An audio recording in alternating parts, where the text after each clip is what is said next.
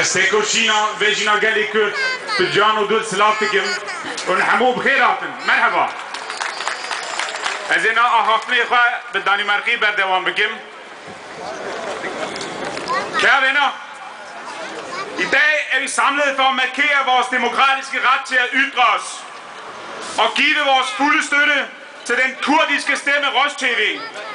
En stemme, der er en torn i øjet på de tyranner og magthavere, der i årtier har undertrykt og begået overgreb mod det kurdiske folk.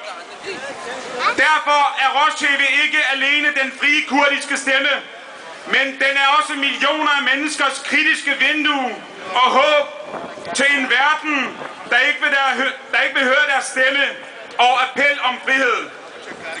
Man ønsker Roj-TV lukket, fordi det er den kritiske stemme, der trods forbud er blandt de 10 mest sete kanaler i Tyrkiet og ses af kurder overalt i verden, også herhjemme.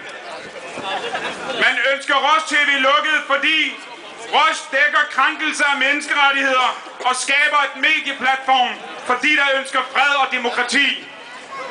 Skal Danmarks bidrag til dette være at lukke Roj og knægte ytringsfriheden, fordi man ikke kan give efter for NATO's pres og Tyrkiets pres? Nej, og er der nej. Vi skal værne om ytringsfriheden og påtage os et moralsk og politisk ansvar i løsningen af det kurdiske spørgsmål.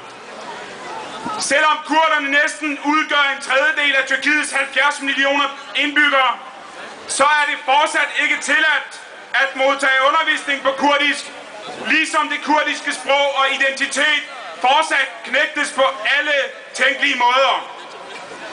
Og det er heller ikke grundlovssikret, og det bliver det heller ikke med den nye grundlovsændring, der vedtages i morgen. Nej, 1500 kurdiske politikere, menneskerettighedsforkæmpere, heriblandt min gode ven, formanden for menneskerettighedsinstitutionen i Diyarbakir og næstformanden på landsplan, Muharrem Erbey, sidder fortsat fængslet, uden færre rettergang, og kun for at tale fredens sprog. 4.000 kurdiske børn sidder i dag i de tyrkiske fængsler og har fået livslange fængselsdomme og umenneskelige fængselsdomme for at have kastet med sten. Det er deres eneste forbrydelse. Senest er 2 kurdiske aviser blevet lukket, Azadiya Walad og Rojaf, og flere af deres medarbejdere sidder i fængslet. Og jeg spørger så, hvor er ytringsfrihedens korsfarer i Danmark og i Europa? Hvor var de, og hvor er de, når de her ytringsfrihedens talerør bliver lukket i Tyrkiet? Og er det ikke paradoksalt, når nu den tyrkiske stat har tilladt statsstyret kurdisk tv, og deres premierminister selv i valgkampens rus sidste år prøvede at tale kurdisk? Og i Danmark må vi heller ikke glemme de 56 kurdiske borgmester, der stod til 15 års fængsel, fordi de havde skrevet et brev til den danske statsminister, Anders Fogh Rasmussen dengang, hvor de i demokratiets og ytringsfrihedens navn opfordrede ham til ikke at give efter for Tyrkiets pres i forhold til at lukke den kurdiske tv-kanal Roj-TV. Nylige rapporter fra henholdsvis Amnesty International og Human Rights Watch, som klart dokumenterer, at torturen er eskaleret og stigende både på landets politistationer og i fængslerne. Værst ser det ud i de kurdiske områder på dette område.